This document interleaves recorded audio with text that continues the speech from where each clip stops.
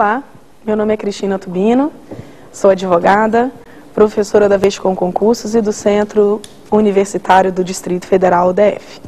Bom, nós estamos aqui na nossa quarta aula a respeito de Estatuto Profissional do Advogado e legislação da OAB.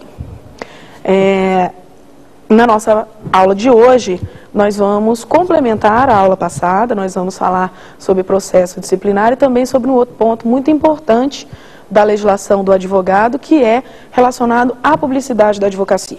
O que a OAB fala da publicidade, se é possível, se não é possível, o que pode, o que não pode, onde pode, quando pode. Ok? Bom, qualquer dúvida de vocês, podem mandar e-mail aqui para o nosso programa, saberdireito@stf.jus.br. Nossa última aula, nós conversamos a respeito de infrações disciplinares e sanções disciplinares. Nós vimos que esse aspecto de infrações e sanções disciplinares encontram-se previstos apenas e tão somente no Estatuto da OAB, né? Nós temos as infrações, nós vimos no artigo 34 e além, porque o artigo 34 nós vimos que é exemplificativo. E depois, vimos que do artigo 35 ao artigo 43, nós temos as sanções disciplinares. Vimos quais são os seus tipos e que são aplicadas após um procedimento, né, com todas as etapas que viabilizem o contraditório e ampla defesa.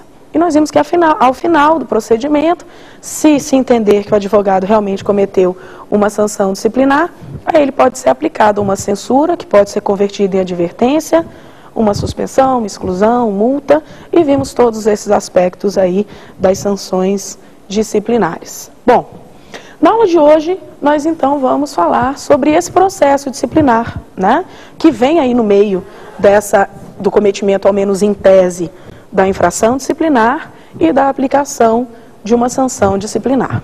Bom, para a gente poder se situar dentro dessa matéria, a gente tem que lembrar de algumas coisas da aula anterior, né?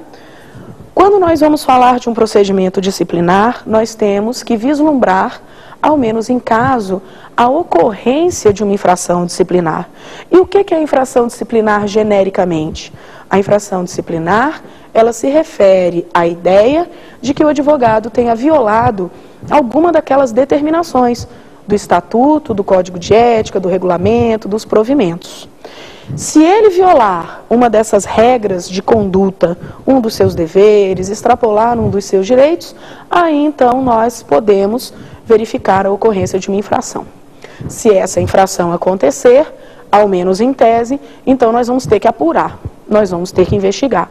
E isso tudo corre dentro do âmbito administrativo. Vamos nos recordar que a esfera disciplinar administrativa, ela não exclui a possibilidade de uma demanda que venha a correr dentro do Poder Judiciário, né? Nem na esfera civil, nem na esfera criminal. Por quê? Porque, às vezes, ao menos em tese, uma infração cometida por um advogado pode causar danos. Nós já vimos anteriormente que quando o advogado ou uma sociedade de advogados causa um dano ao cliente ou a um terceiro, ele vai responder, né, por esses danos que tenha causado a título de culpa ou dolo. Assim sendo, ele responde por esses danos e vai poder responder ali por uma indenização, ter que indenizar, né, a parte, seja por danos materiais, seja por danos morais. E fora a hipótese de, às vezes, nós termos uma infração, né, disciplinar que possa se caracterizar também como um crime. Então, uma esfera não exclui a outra. Isso a gente não pode esquecer. Ok? Bom, se ao menos em tese nós verificarmos a ocorrência de uma infração disciplinar, aí então nós vamos ter a instauração de um processo disciplinar. Como é que vai funcionar esse processo disciplinar? É o que nós vamos começar a conversar agora. Ok? Bom, vamos lá. Existem algumas disposições gerais a respeito do processo disciplinar que nós temos que lembrar antes de entrarmos no procedimento propriamente dito. Quais são essas disposições gerais? Bom, primeiro, nós temos que saber qual é o órgão que vai ter competência para julgar, processar e julgar o advogado infrator. Qual é o órgão que vai ter essa competência para processar e julgar o advogado infrator? Bom, nós temos que lembrar, primeiro, que o processo disciplinar ele é composto por duas fases, ok? E esse processo disciplinar, ele tem que ser instaurado em algum lugar. E nós temos uma regra e temos duas exceções. Qual é a regra? A regra é a seguinte, pessoal. O processo disciplinar será instaurado junto ao conselho seccional, no qual tiver ocorrido a infração. Bom, vamos lá. Só para a gente ter uma perspectiva geral a respeito, lembrem-se que a OAB ela é composta de órgãos. O órgão supremo mais alto da OAB é o Conselho Federal. E os conselhos seccionais vêm logo abaixo. Cada estado da federação tem um conselho seccional respectivo. Então a regra é que o conselho competente, por instaurar, ou junto ao qual vai ser instaurado e vai se ter o processo disciplinar, regra, é o conselho seccional junto ao qual da localidade onde ocorreu a infração. Não importando nesse momento qual é o conselho seccional junto ao qual o advogado tem a sua inscrição principal. Vamos a um exemplo.